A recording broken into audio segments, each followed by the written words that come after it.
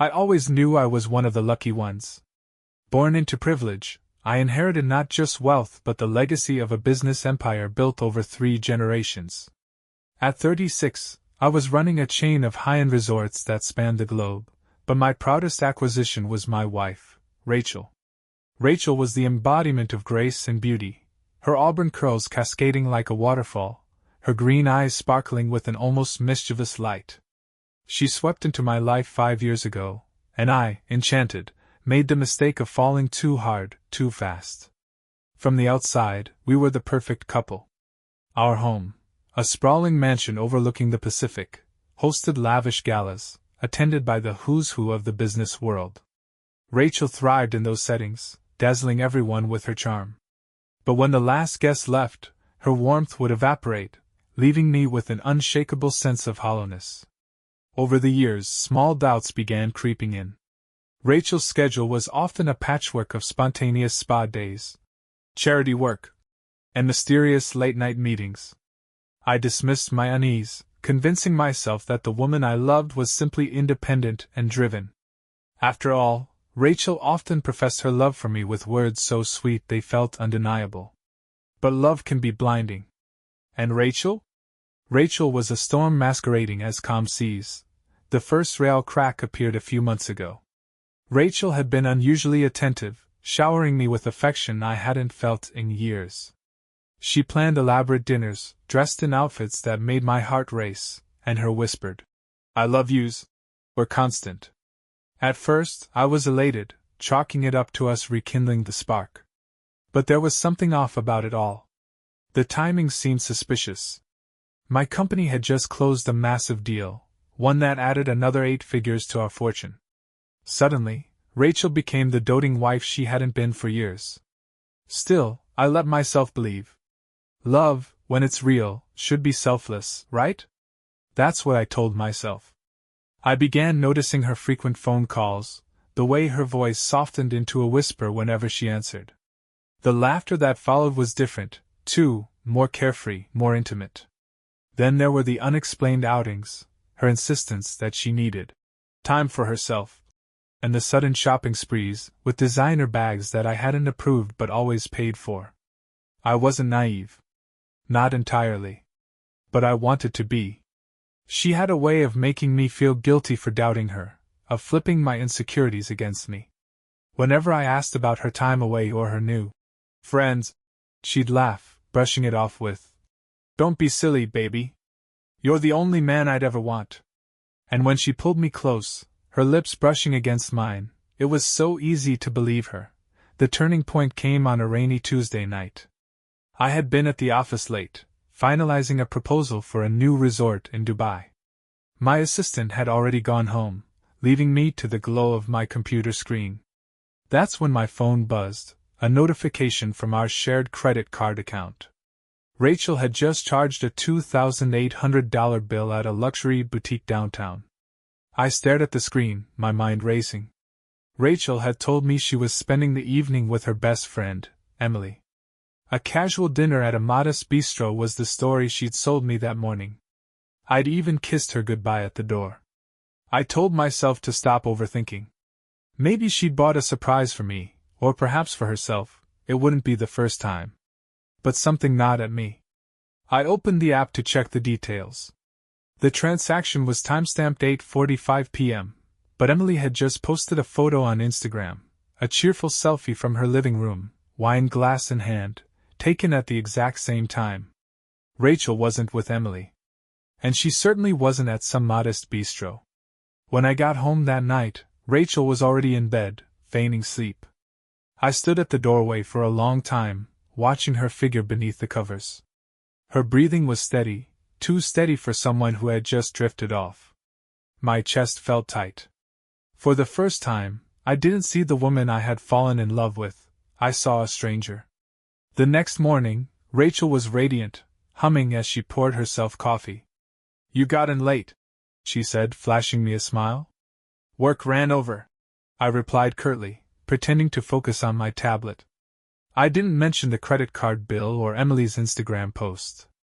Confronting her then would have been too easy, too impulsive. Instead, I called my lawyer. That afternoon, I met with Alan Spencer, my trusted legal advisor for years.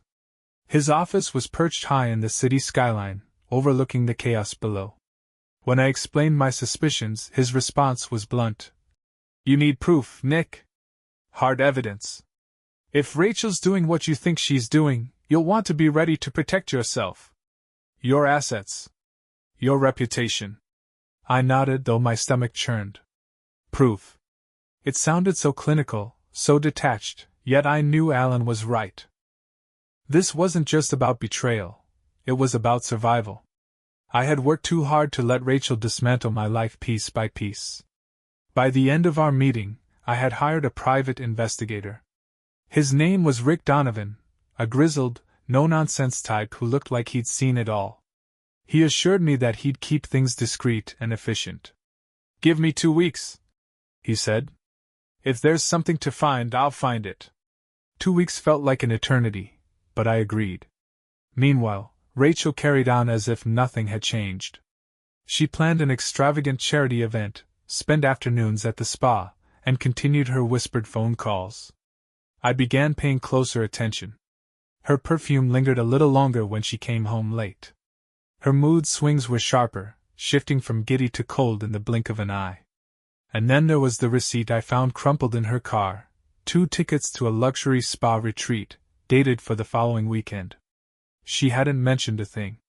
That Friday morning, Rachel kissed me goodbye as usual, wearing a dress that hugged her figure in a way that made my pulse quicken despite everything. "I'll call you later," she said, her voice syrupy sweet. I smiled, my heart pounding as I watched her walk out the door. She didn't know it yet, but Rick was tailing her.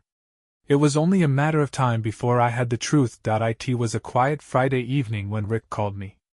The tone of his voice said everything. "Nick, we need to talk. I've got something you're going to want to see." My stomach churned. "Did you find anything?" Rick sighed. "Oh, I found plenty. When can you come by my office?" An hour later, I was sitting in a dimly lit room across from Rick. The walls were lined with filing cabinets and surveillance equipment that hummed softly in the background. Rick slid a manila folder across the desk. "Everything's in here," he said, leaning back in his chair. "Photos, timestamps, locations. I've got enough to give you a clear picture." With trembling hands, I opened the folder. The first photo hit me like a sledgehammer. Rachel, arm in arm with a man I didn't recognize. He was younger, fit, with a smug expression that made my blood boil. They were stepping out of a high-end boutique, the same one where she charged that $2,800 bill. She was laughing, her face tilted up toward him with a look of pure adoration. The next set of photos showed them at a luxury spa retreat. One picture showed Rachel sitting poolside in a bikini, her hand resting on the man's thigh. Another showed them at dinner, candlelight reflecting off her flawless skin. And then, the final image, Rachel and this man, walking into a hotel room together. I slammed the folder shut, unable to look at another second of it. My pulse thundered in my ears as rage and humiliation consumed me. Rick gave me a moment before speaking. "His name's Tyler. Works at one of those personal training studios downtown. Your wife's been seeing him for about 4 months, based on what I could gather. They're not exactly subtle." 4 months, I repeated, my voice hollow. I thought back to all the moments Rachel had looked me in the eye and told me she loved me. All the kisses, the shared dinners, the nights we'd spent together. It had all been a lie. "There's more," Rick said carefully, pulling out another document. "This is a bank statement I managed to dig up. It's Tyler's account. Your wife's been transferring him money regularly, thousands at a time. She's funding his lifestyle, Nick." I stared at the paper in disbelief. Rachel wasn't just betraying me emotionally, she was siphoning money from our shared accounts to support her affair. My money. My hard-earned wealth. "And one last thing," Rick added, his voice grim. "This morning, Rachel and Tyler went shopping for baby clothes. She's pregnant, Nick. And based on the timeline, there's no way it's yours." I stumbled out of Rick's office, the weight of his revelations crushing me. Rachel was pregnant. Pregnant by this leech of a man, Tyler, while living off my wealth and whispering her lies into my ear. That night I couldn't sleep. I paced the mansion's sprawling halls, my fists clenching and unclenching as I replayed the last 5 years in my head. Every moment of doubt, every red flag I'd ignored, every gut instinct I'd suppressed, it all came rushing back. And then, I made a decision. I wasn't going to confront Rachel yet. No, that would be too easy.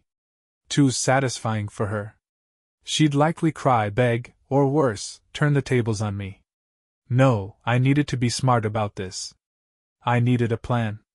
One that would leave her with nothing. The following Monday, I pretended as if everything was normal. I kissed Rachel on the cheek as I left for work, acting none the wiser. But inside, I was a storm waiting to break. I spent the day in meetings with my lawyer, Alan, and my financial team, laying the groundwork for my revenge. Alan's expression had been grim when I told him everything. "This is going to get messy, Nick. She's not just cheating, she's financially exploiting you. But we'll make sure she doesn't get a dime more than she deserves." "Not even that," I said through clenched teeth. "She gets nothing." I froze our shared credit cards that afternoon. I moved all liquid assets into accounts Rachel didn't have access to and began transferring properties out of our joint names. I even had my lawyer draft a temporary restraining order against Tyler, preventing him from stepping foot on any property I owned. By the time I returned home that evening, the wheels were already in motion. Rachel greeted me at the door, her smile as bright as ever. "You're late," she teased, wrapping her arms around my neck. "Rough day?" "You could say that," I replied, forcing a smile. "How about you? How was your day?" "Oh, nothing exciting," she said, her tone light. "Just some errands, a little shopping." I wanted to scream, to grab her by the shoulders and demand answers. But instead I kissed her on the forehead, masking my fury. "Sounds relaxing." That night, Rachel disappeared into the master bathroom to soak in the tub, a ritual of hers. I stood outside the door, my heart pounding. Through the crack in the door, I could hear her on the phone. "I told you, babe, it's just a matter of time," she was saying, her voice hushed. "Once the baby's here, he won't be able to say no. He'll have to pay for everything. Trust me, Tyler, we've got this in the bag." I walked away before I did something reckless. But the truth had never been clearer. Rachel wasn't just a cheater, she was a con artist. And I was about to take back everything she thought she'd won. The morning after hearing Rachel's damning phone conversation, I felt an odd calm settle over me. It was the quiet before a storm, the clarity that comes from knowing exactly what needs to be done. This wasn't about heartbreak anymore. It wasn't even about betrayal. It was about reclaiming my dignity, my life, and every dollar she'd stolen from me. I began executing my plan. First, I contacted Rick again, requesting additional surveillance on Tyler. If Rachel wanted to bring him into my home, into my finances, then I'd make sure I knew every skeleton in his closet. By noon, Rick called back. "You're not going to like this, Nick," he said gravely. "Tyler's not just living off Rachel. He's got another woman on the side." The laugh that burst out of me was humorless, bitter. Of course, Tyler was a scumbag. Why wouldn't he be? Rachel had fallen for a younger version of herself, a shallow opportunist chasing easy money. Rick continued. "The other woman's name is Kylie. She works at a bar downtown. From what I've seen, Tyler's been playing both Rachel and Kylie against each other, promising them the world while pocketing cash from both." "Perfect," I muttered. "Keep digging. I want to know everything about him." By Friday, I had enough ammunition to bring my plan to life. Rachel had no idea that her charade was about to implode. As always, she played her role flawlessly, pouring me coffee in the morning, giving me a peck on the cheek, and murmuring, "Love you, babe." The same words she'd probably said to Tyler just hours before. That evening, I returned home earlier than usual, carrying an unexpected weight, the truth. Rachel was in the living room, flipping through a glossy magazine, a glass of red wine perched delicately on the coffee table. She looked up, surprised to see me. "You're home early," she said, her tone light. Yeah, I replied, shrugging off my jacket. I figured we should talk. The shift in her demeanor was almost imperceptible, but I caught it. The tightening of her shoulders, the flicker of unease in her green eyes.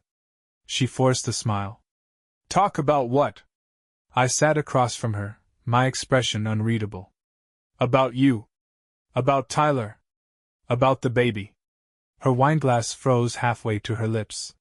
For a moment I thought she might drop it. Then she set it down carefully, her mask slipping for just a second before she recovered. I don't know what you're talking about, she said, her voice steady but lacking conviction. I laughed, cold and sharp. Don't insult me, Rachel. I know everything. I know about Tyler, the money you've funneled to him, the shopping trips, the spa retreats. I even know he's sleeping with someone else while you're busy lying to me. Rachel's face paled, but she stayed silent. Her hands trembled slightly as she folded them in her lap, the picture of nervous defiance. I gave you everything, I continued, my voice rising. A life most people can only dream of. And this is how you repay me? By bringing another man into my house, spending my money on him, and having his child? She opened her mouth to respond, but I wasn't finished. I leaned forward, my eyes locked on hers. Did you think I wouldn't find out? That I was so blinded by love, by your bullshit, that I wouldn't notice? You've been sloppy, Rachel. And now you're going to pay for it. For the first time since I met her, Rachel looked genuinely afraid. Nick, she started, her voice trembling. It's not what you think. Tyler, he's not. It just happened.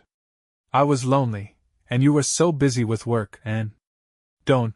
I snapped, cutting her off. Don't you dare try to make this my fault. Tears welled in her eyes, and she reached out as if to touch my hand. I pulled away, disgusted. You lied to me, Rachel. For months. Maybe years. You don't love me. You love the lifestyle I gave you. The money. The house. That's all I ever was to you, a goddamn ATM. Her tears fell freely now, but I felt nothing. Not pity. Not sorrow. Just cold, unrelenting anger. I can fix this, she pleaded. We can fix this. The baby doesn't change anything. I'll make it right, Nick, I swear. I stood, looking down at her as she dissolved into tears. It's too late for that, I said quietly. You've already lost. You just don't know it yet. I walked upstairs to the bedroom, leaving Rachel sobbing on the couch. She didn't know it yet, but everything she valued, everything she had taken for granted, was about to be stripped away. Over the past week, I'd moved every asset she had access to out of her reach. The credit cards were frozen. Her favorite car, a sleek black convertible I'd bought her for our anniversary, was already listed for sale. And the house? That was under my name. She couldn't even call it hers. And as for Tyler? Well, I had something special planned for him. When Rachel finally came upstairs, I was waiting for her with a manila envelope. She stared at me, her tear-streaked face pale and desperate. What's that? She asked, her voice barely above a whisper. Divorce papers, I said simply, tossing the envelope onto the bed. Sign them. Or don't. Either way, I'm filing tomorrow. She sank onto the edge of the bed, her hands shaking as she reached for the envelope. You can't do this, she whispered, her voice breaking. You can't just throw me away like this. I stared at her, my expression cold and unyielding. You threw us away the moment you brought Tyler into our marriage. Don't pretend this is anything but your fault. Her tears fell silently as she clutched the envelope. I didn't wait for a response. I walked out of the room, leaving her to face the beginning of the end. I didn't sleep that night. I spent hours in my study, sipping whiskey and staring at the city lights through the floor-to-ceiling windows.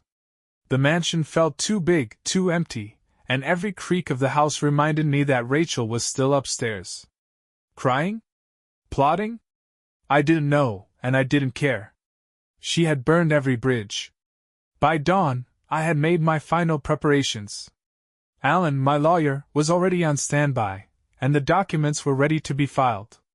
But before I could proceed, I had one last piece of unfinished business, Tyler. Later that morning, I drove downtown to meet Rick.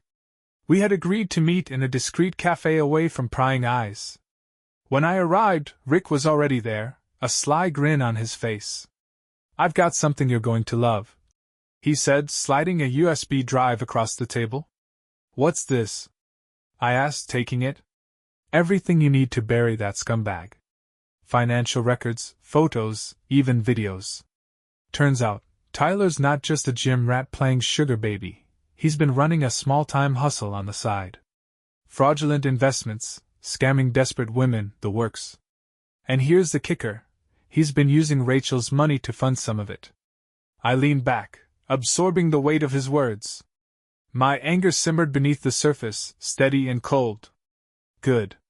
The more dirt we have, the better. What about Kylie? The other woman? She's just as clueless as your wife, Rick said with a shrug. She thinks she's the only one. Poor girl's probably going to lose it when she finds out the truth. Perfect, I said. Let's make sure she knows everything.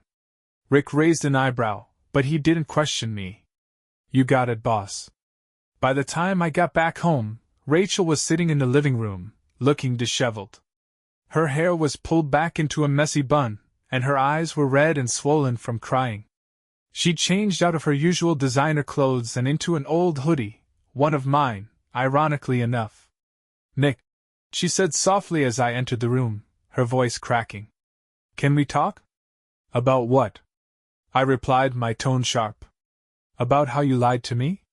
How you've been stealing from me to fund your affair? Or maybe about how you're carrying another man's child?" She flinched at my words, her hands twisting nervously in her lap. "I made a mistake," she said, her voice trembling. "I wasn't thinking clearly. But I love you, Nick." "I do." I laughed, a bitter, humorless sound. "Love me? You love my money, Rachel. That's all this has ever been about." "That's not true," she protested, tears spilling down her cheeks. "I married you because I loved you. But you stopped paying attention to me. You were always working, always busy with your empire. And Tyler, he made me feel wanted." I leaned against the doorway, arms crossed. "And what about the money you funneled to him? What about the thousands of dollars you spent on his lifestyle, on his lies? Did that make you feel wanted too?" She didn't answer. Her silence spoke volumes. I waited until later that evening to set my plan into motion. Rachel was holed up in the master bedroom, likely trying to figure out her next move. I had already revoked her access to all our shared accounts, so she wouldn't be able to run far. And as for Tyler, well, I was about to make sure he regretted ever stepping into my life. I drove to the downtown apartment building where Rick said Tyler lived. The place was exactly what I'd expected, modern, flashy, but hollow. A facade much like the man himself. I didn't bother knocking. Instead, I slipped the building's doorman a generous tip, and he let me right in. When Tyler opened the door, his expression was a mix of confusion and cocky bravado. He was dressed casually, in gym shorts and a tight t-shirt that showed off his biceps. "Can I help you?" he asked, leaning against the doorframe. I didn't bother with pleasantries. I stepped forward, forcing him back into the apartment. "You know who I am," I said coldly. His bravado faltered, and he took a step back. "Look, man, if this is about Rachel, this is about everything," I snapped, cutting him off. "You think you're clever, don't you? Sleeping with my wife, stealing my money, and pretending you're some kind of big shot. But your game is over." He blinked, clearly caught off guard. "I don't know what you're talking about." I pulled out the USB drive and held it up. "I have all the proof I need to bury you, Tyler. Every scam, every lie, every penny you've stolen. And unless you want to see your face plastered all over the news as a fraud and a con artist, you're going to disappear." He stared at me, his mouth opening and closing like a fish. "You can't do that." "I already have," I said, my voice ice cold. "I've frozen every account Rachel gave you access to." "Your little side hustle?" It's over. And as for Rachel, she's done too. You want her? Take her. But don't think for a second you're getting another dime out of me. Tyler's face turned red, his hands clenching into fists. For a moment I thought he might try something stupid. But then his shoulders slumped, and he looked away. Fine, he muttered. I'm out. Good, I said, turning to leave. And one more thing, don't ever contact her again. If you do, I'll make sure the authorities know everything. I didn't wait for his response. I walked out of the apartment, the door slamming shut behind me. When I got home, Rachel was waiting for me, her expression desperate. Nick, please, she begged, tears streaming down her face. We can fix this. We can go to counseling. I'll do whatever it takes. I stared at her for a long moment, my expression unreadable. It's too late, Rachel, I said finally. You made your choice. Now you have to live with it. She broke down, sobbing uncontrollably. But I felt nothing. The woman I had loved was gone, replaced by someone I couldn't recognize. As I turned and walked away, I felt a strange sense of relief. For the first time in months I was free. The morning after I confronted Tyler, the mansion was eerily quiet. Rachel had retreated to the guest bedroom, her sanctuary of denial. I knew she was trying to figure out her next move, but I had already played mine. All that was left now was to watch her house of lies burn. At 9 a.m., I got a call from Alan, my lawyer. It's done, he said. The divorce filing is in motion. We've frozen all joint accounts, liquidated what she had access to, and transferred the assets to your private accounts. The house, the cars, and everything else are in your name now. She has no legal claim to any of it. Perfect, I said, staring out the window of my study. What about the restraining order against Tyler? It's being processed, Alan replied. He won't be able to come within 100 feet of any property you own, and if he tries to contact Rachel, we'll know. Good. Keep me posted. I hung up and took a deep breath. Everything was falling into place. By the afternoon, Rachel had emerged from her self-imposed exile, wearing the same disheveled hoodie and leggings as the day before. She found me in the kitchen, calmly sipping my coffee as though nothing had happened. Her face was pale, her eyes red-rimmed from crying. Nick, she began, her voice shaking. We need to talk. I didn't even look at her. There's nothing to talk about, Rachel. It's over. Her hands trembled as she gripped the edge of the counter. Over? You can't just end this. We've been married for 5 years. I've been with you through everything. Through everything? I snapped, slamming my coffee mug onto the counter. Don't make me laugh. You've been with me for my money, Rachel. That's all you ever cared about. And now you're pregnant with another man's child, so don't stand there and act like you're the victim. Her lips quivered, and tears spilled down her cheeks. I made a mistake, she whispered. I know I messed up, but I love you, Nick. I do. You love me? I said, my voice dripping with venom. You love me so much that you funneled thousands of dollars to Tyler.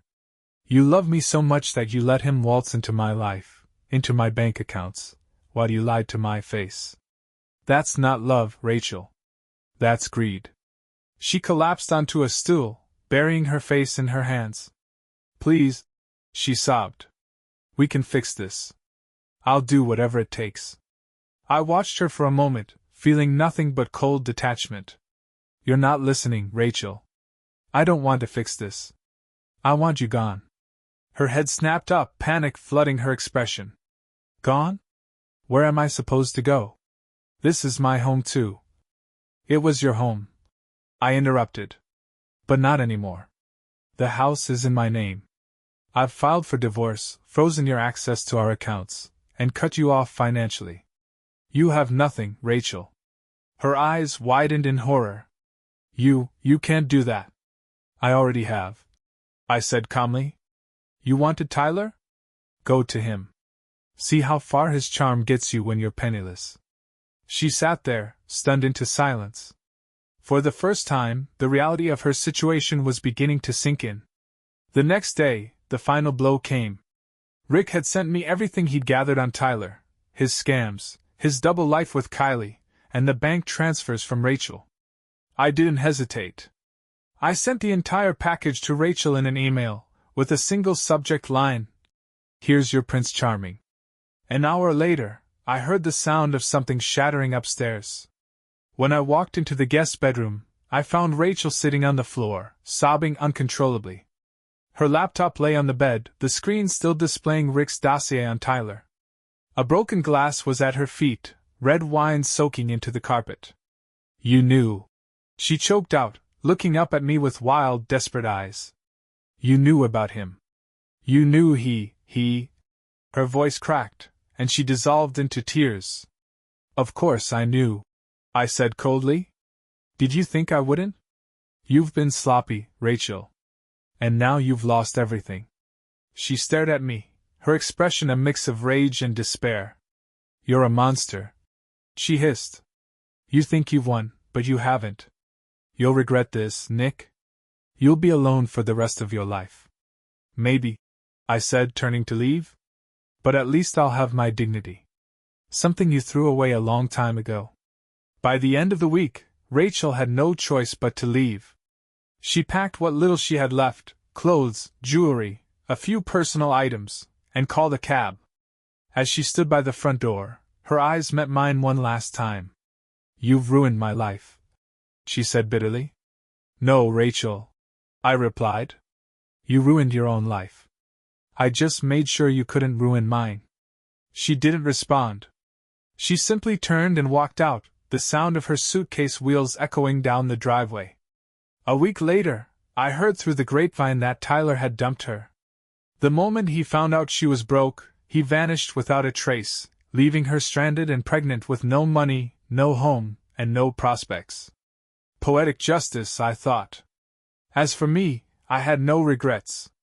My life wasn't perfect, far from it, but it was mine again. The mansion felt quieter, emptier, but I welcomed the silence. It was better than the lies, the deceit, and the betrayal. For the first time in years I felt free. The days after Rachel left were oddly peaceful. The chaos, the lies, the manipulation, it was all gone. For the first time in years, the mansion was filled with silence, and I embraced it. No more pretending. No more looking into Rachel's eyes and seeing only betrayal. I could finally breathe. But Rachel? Her life was unraveling faster than even I anticipated. It started with Tyler. After dumping Rachel the moment he learned she was penniless, he ghosted her entirely. According to Rick's follow-up surveillance, Tyler had moved on to Kylie, the barmaid, convincing her to take him back with promises of a fresh start. Rachel tried to contact him, texts, calls, even showing up at his gym, but Tyler wanted nothing to do with her. His words, as overheard by Rick: "She's dead weight now. Not my problem." The humiliation must have been unbearable. Rachel went from living in luxury to couch surfing with a few friends who still spoke to her. But her circle was shrinking fast. The socialites she used to flaunt at parties? They were quick to abandon her once they realized she wasn't rich anymore. Loyalty, it seemed, didn't extend to women who no longer had anything to offer. One of those friends, Emily, called me about a week after Rachel's departure. She sounded conflicted, unsure whether to even contact me. "Nick, I don't know if I should be telling you this," she started hesitantly. "What is it, Emily?" I asked, trying to mask my disinterest. I wasn't particularly eager to hear about Rachel's woes, but a part of me couldn't help being curious. "She's staying with me for now," Emily admitted. "She's a mess, Nick. She spends most of her time crying or staring at her phone, waiting for Tyler to call. It's pathetic, really. I told her she should just go back to you, but..." I laughed bitterly. "Go back to me? That bridge is burned." "I figured as much," Emily said. "I just thought you should know. She's talking about you filing for divorce. She thinks you're being unfair." I shook my head, a hollow chuckle escaping me. "Unfair? After everything she's done, she thinks I'm unfair? She's desperate, Nick," Emily said, her voice soft. She doesn't know what to do. And with the baby. I interrupted her. The baby isn't mine, Emily. That's her and Tyler's mess, not mine. There was a long pause on the other end. Finally, Emily said, I just thought you should know. I don't think she'll last much longer on her own. Thanks for letting me know, I replied curtly, ending the call. I didn't feel pity for Rachel. She had dug her own grave. I wasn't about to climb into it with her. Meanwhile, my life began to stabilize. I threw myself into work, expanding my business and reclaiming the focus I'd lost during my toxic marriage. The house felt empty, yes, but it was a peaceful kind of emptiness. I no longer had to deal with Rachel's constant drama, her lies, her manipulations. The silence was a balm for my wounded pride.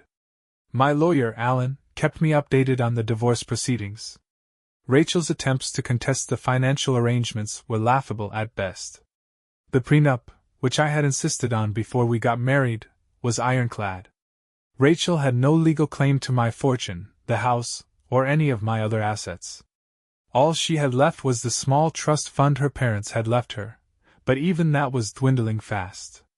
She's trying to argue emotional damages, Alan said during one of our meetings. Claiming you neglected her, drove her into the arms of another man. I smirked. Let her try. I've got enough evidence to counter any claim she makes. Alan nodded. That's what I thought. This'll be over soon. As the weeks passed, I heard less and less about Rachel. She disappeared from social media, her once glamorous Instagram account now abandoned. Her friends stopped calling, and even Rick had fewer updates. The last thing he told me was that Rachel had moved into a dingy studio apartment on the outskirts of town, a far cry from the lavish mansion she once called home. But then, one day, I ran into her. I was coming out of a client meeting downtown when I spotted her across the street. At first, I wasn't sure it was her. She looked different. Gone were the designer clothes, the perfectly styled hair, and the confident stride. She wore an oversized coat that looked like it belonged to someone else, her face pale and drawn. Her once bright eyes were dull, shadowed by dark circles. She was sitting on a bench, staring blankly at her phone. Beside her was a plastic shopping bag filled with what looked like groceries. I stood there for a moment, frozen, watching her. For a brief second, our eyes met. Her face lit up with recognition, but it wasn't the confident, manipulative Rachel I had known. It was someone broken, desperate. She raised a hand as if to wave, but I turned and walked away before she could say anything. I didn't look back. That night, I couldn't shake the image of her from my mind. For all her faults, for all the pain she had caused me, there was a part of me that felt something. Not pity exactly. More like disappointment. This wasn't the woman I had fallen in love with. This wasn't the vibrant, ambitious Rachel I had once admired. This was a shell, a warning of what greed and deceit could do to a person. But that wasn't my problem anymore. The divorce was finalized 2 weeks later. Rachel didn't show up to the hearing, likely knowing she had no chance of winning. Alan called me afterward, confirming that everything had gone as planned. You're free, Nick, he said. Completely free. I hung up the phone and stared out the window of my study, the weight of the last few months finally lifting. Free. The word felt foreign, almost surreal. But as I sat there, alone in my mansion, I realized it was exactly what I needed to be. Free from Rachel. Free from lies. Free to rebuild my life, one step at a time. After the divorce was finalized, Rachel faded from my life entirely. She had no reason to contact me, no money to demand, no claims to make. She was a ghost in every sense of the word. But that didn't mean her presence vanished completely. Through the occasional whispers from mutual acquaintances and the updates Rick provided, I kept track of her downfall. It wasn't that I sought satisfaction from her suffering. Okay, maybe a part of me did, but it was more than that. It was like watching a storm you knew you'd barely escaped. A month after the divorce, Rick called me with another update. Nick, you're not going to believe this, he began, his tone laced with disbelief. Rachel, she's trying to get back with Tyler. Excuse me? I said, laughing bitterly. The same Tyler who dumped her the moment she went broke? That's the one, Rick confirmed. She's been calling him, showing up at his gym. But here's the kicker, he's moved in with Kylie. They're engaged now. The irony was almost poetic. Rachel, who had traded loyalty and love for Tyler's fake charm, was now groveling at the feet of a man who had replaced her without a second thought. And how's that going for her? I asked. Not well, Rick said. He's completely ignoring her. Kylie, on the other hand, isn't so passive. She confronted Rachel at the gym last week. It wasn't pretty. Let me guess, I said, smirking. Rachel didn't take it well. Understatement of the year, Rick replied. Security had to escort her out. She made a scene, crying, screaming at Tyler. It was messy. I shook my head, unable to muster an ounce of sympathy. She's officially hit rock bottom. Rachel's attempts to rekindle her relationship with Tyler were just the beginning.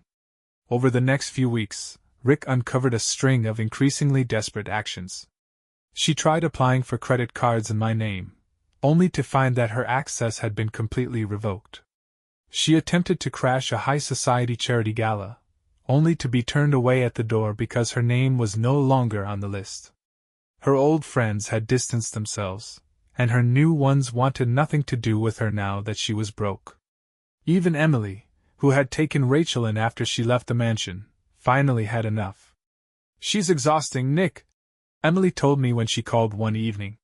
She's been here for weeks, crying nonstop, blaming everyone but herself. I told her she needs to get her life together, but she just lashes out. Yesterday, she accused me of not being a real friend because I wouldn't lend her money. And what did you say? I asked, genuinely curious. I told her to pack her things and leave, Emily said bluntly. She can't keep living off people's generosity. She needs to figure it out on her own. I wasn't surprised. Rachel had burned every bridge she had left, and now even her closest friends were abandoning her. A few days later, I learned that Rachel had moved into a dingy motel on the outskirts of town. The once glamorous woman who had graced red carpets and charity events was now living paycheck to paycheck, waiting tables at a diner to make ends meet. Rick sent me a photo of her one afternoon, a grainy shot of Rachel in a stained uniform, her hair pulled back into a messy ponytail. She looked tired, defeated, nothing like the polished, manipulative woman I had once married. But the real shock came when Rick mentioned the baby. She had the baby last week, Rick said over the phone. A boy. I felt a strange pang in my chest, though I couldn't tell if it was sadness or something else. And Tyler? I asked. Not in the picture, Rick replied. He wants nothing to do with her or the kid. She's raising him on her own. For weeks, I debated whether I even cared to know more. Rachel's life was no longer my concern. She had chosen her path, and now she was facing the consequences. But one evening, as I sat in my quiet mansion, I couldn't help but think about that child.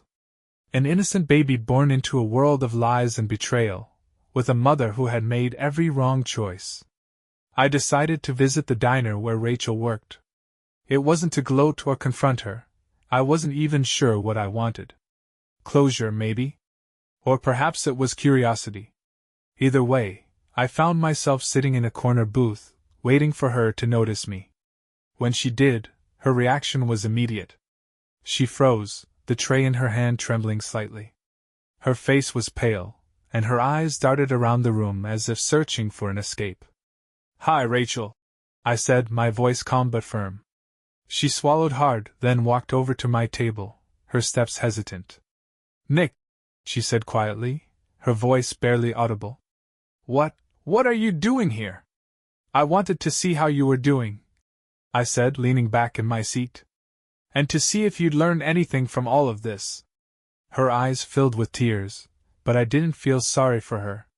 This wasn't the Rachel I had loved, the Rachel I had built a life with. This was a stranger who had destroyed everything we had for a fleeting thrill. I made mistakes, she stammered. I don't know what I was thinking. I ruined everything. Yes, you did. I said bluntly. And now you're paying the price. She broke down then, sobbing quietly in the middle of the diner. The other patrons stared, but I didn't care. This was the reality she had created for herself. What do you want from me, Nick? She asked, wiping her tears. An apology? Do you want me to grovel? Because I've got nothing left to give. I shook my head. I don't want anything from you, Rachel. I just wanted to see what happens when the lies finally catch up to you. I stood, leaving a generous tip on the table. Take care of the kid, I said as I walked away. He didn't ask for any of this. As I drove away from the diner, I felt an odd sense of relief. Rachel's life was her own mess now, and I had no reason to involve myself further. My focus was on the future, on rebuilding what she had tried to tear down. And as for Rachel? She would forever be a reminder of what happens when greed and deceit take the place of love and loyalty. It took me a while to feel normal again, or at least something close to it. The damage Rachel had caused wasn't just emotional. It was mental, physical, spiritual. Every part of me felt drained, as if her betrayal had siphoned the very life out of me. But the divorce was behind me now, and she was gone from my life. That meant it was time to start picking up the pieces. The first step was reclaiming my space. The mansion, once so vibrant and filled with life, now felt like a hollow monument to what my marriage had been. Everywhere I turned, I saw Rachel's fingerprints, her choice of furniture, her expensive taste in art, even the faint scent of her favorite perfume lingering in the master bedroom. I couldn't live like that anymore. If I was going to move on, the house needed to be mine again. Over the next month, I threw myself into a full-scale renovation. I hired contractors to repaint the walls, tearing down anything that screamed of Rachel's influence. The gaudy crystal chandelier she adored? Gone. The ornate, French-inspired furniture? Replaced with sleek, minimalist designs that reflected my personality. Even the garden, which Rachel had meticulously maintained, was uprooted and replanted with simpler, low-maintenance greenery. It wasn't just about changing the house, it was about reclaiming my identity. Rachel had imposed her vision on every aspect of my life, and now I was finally free to make my own choices. Work also became a refuge. My business, which had suffered during the chaos of my marriage, demanded my full attention. I poured myself into every project, using my frustration and anger as fuel. The result?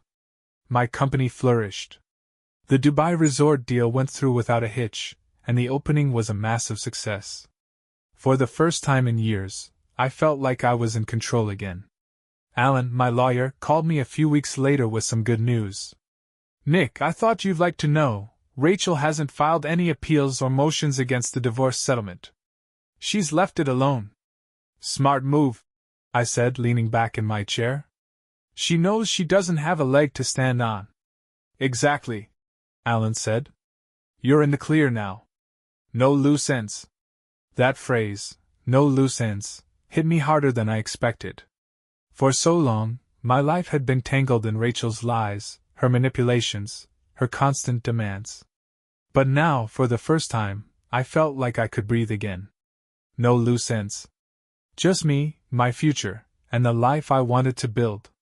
One afternoon, I received a call from an unexpected number. It was Emily. Nick, I know you probably don't want to hear this, she began, her voice cautious. But I thought you should know, Rachel's been struggling. She's still working at that diner, but it's not enough. She's talking about leaving town. I was silent for a moment, unsure how to respond. Did I care? Not really. But the mention of the baby stirred something in me, a faint pang of guilt I didn't want to acknowledge. And the kid? I asked. Emily sighed. She's doing her best, but, Nick, it's not easy. Tyler's completely out of the picture, and she doesn't have a support system anymore. I'm not her support system, I said firmly. She made her bed, Emily. I know, Emily said quickly. I'm not asking you to do anything. I just thought you should know. The call left me unsettled. Rachel was no longer my responsibility, but the idea of her child, innocent in all this, living in such a mess, gnawed at me. I pushed the thought aside, telling myself it wasn't my problem. One night, as I sat in the now reclaimed living room, I thought about what moving forward really meant. The anger and betrayal I'd carried for months were starting to fade, replaced by something quieter: acceptance. Rachel was gone, Tyler was a distant memory, and my life was mine again. But what next? I stared at the glass of whiskey in my hand, the amber liquid catching the soft glow of the new lighting. For so long, my life had revolved around Rachel, first in love, then in hate. Now, with her out of the picture, I felt an unfamiliar emptiness. Freedom was liberating, but it was also terrifying. I didn't know what to do with it. Over the next few weeks, I started exploring what life could look like on my terms. I began traveling more, visiting the resorts my company had built, meeting new people, and indulging in experiences I'd never had time for before. One trip stood out, a weekend in Aspen, where I met a woman named Lauren. She was different from Rachel in every way, down to earth, intelligent, with a sharp sense of humor that kept me on my toes. We bonded over a shared love of skiing and an equal disdain for pretense. By the end of the weekend, I felt something I hadn't felt in years: hope. Lauren wasn't Rachel, and that was the best part about her. She didn't care about my money or my status. She cared about me. But just as things were starting to look up, Rachel reappeared. It was a rainy afternoon when she showed up at my office, unannounced and uninvited. She looked worse than ever, her clothes wrinkled, her hair unkempt, and dark circles under her eyes. In her arms was the baby, bundled in a tattered blanket. "Nick," she said, her voice trembling, "I need your help." I stared at her, a mix of disbelief and anger rising in my chest. "What the hell are you doing here, Rachel?" "Please," she said, her eyes filling with tears. "I don't have anywhere else to go. Tyler's gone, my savings are gone, and I can't do this on my own." I stood there, torn between anger and pity. This was the same woman who had lied to me, cheated on me, and taken everything I'd given her for granted. And now she wanted me to clean up her mess? "You have some nerve," I said coldly. "After everything you've done, you think you can just waltz back into my life and ask for help?" Her tears spilled over, and she clutched the baby closer. "I know I don't deserve it," she whispered. "But I'm begging you, Nick. Not for me. For him." For the first time, I looked at the baby.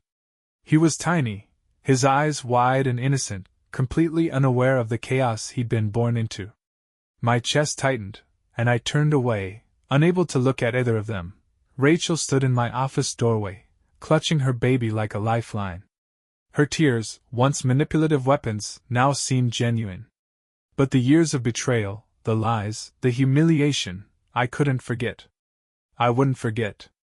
"Please, Nick," she said again, her voice hoarse. "I'm not asking for me. I just need help for him." Her words hung in the air, pulling my gaze to the infant bundled in her arms. He blinked up at me with wide, innocent eyes, completely unaware of the world he'd been born into. He wasn't mine, there was no denying that, but he didn't deserve this chaos. None of it was his fault. I exhaled slowly, forcing myself to remain calm. "Why are you here, Rachel? Why now?" She sniffled, wiping her tears with the back of her hand. "Because I have nowhere else to go. I tried.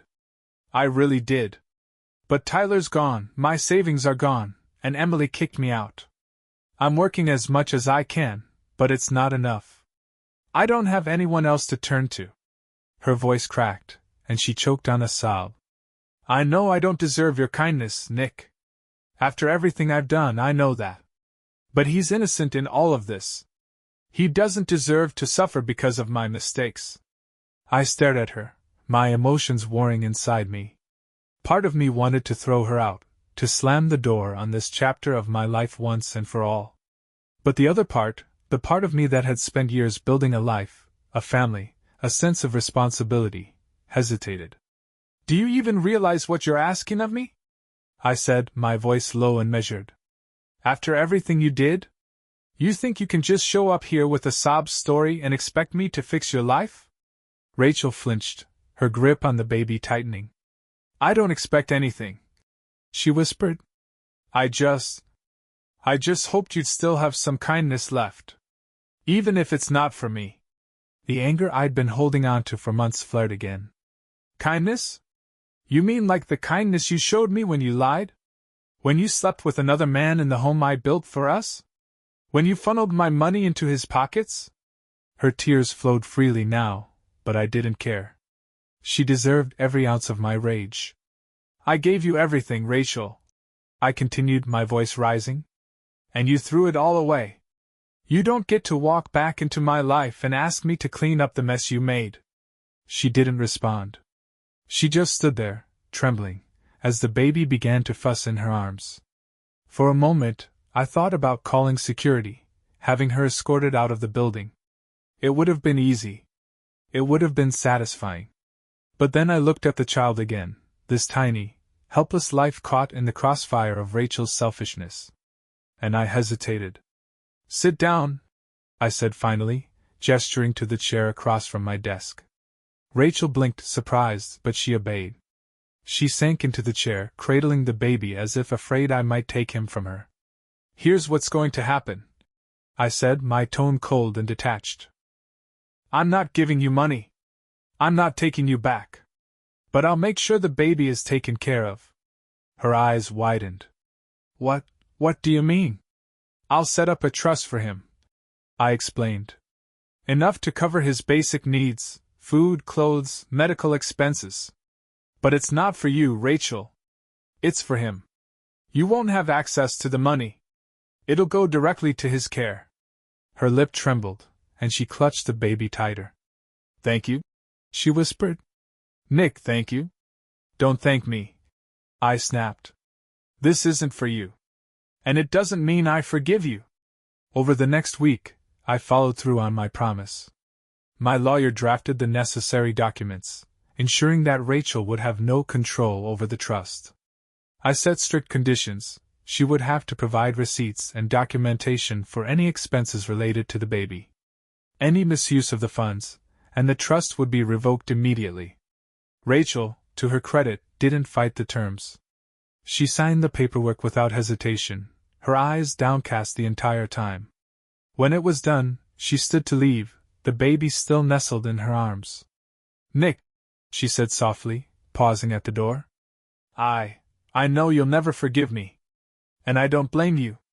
But I want you to know I'm sorry. For everything. I didn't respond. I couldn't. I just watched as she walked out of my office, the door closing softly behind her. Life moved on after that. Rachel faded from my mind, appearing only in the occasional update from the trust administrator. The money was being used appropriately, and the baby, her son, seemed to be thriving despite everything.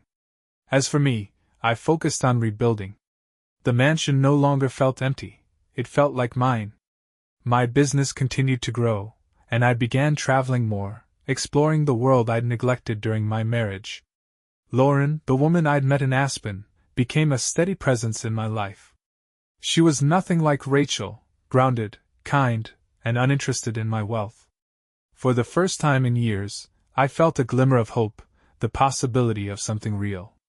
One evening, as Lauren and I sat on the patio overlooking the ocean, she asked me a question that caught me off guard. Do you think you'll ever forgive her? She asked, her voice gentle. I thought about it for a long moment, staring at the waves crashing against the shore. I don't know, I admitted. Maybe one day. But not for her sake. For mine. Lauren nodded, her hand resting lightly on mine. You've come a long way, Nick. Don't let her take up any more space in your life. I squeezed her hand, a small smile tugging at my lips. I won't. And for the first time in a long time, I believed it.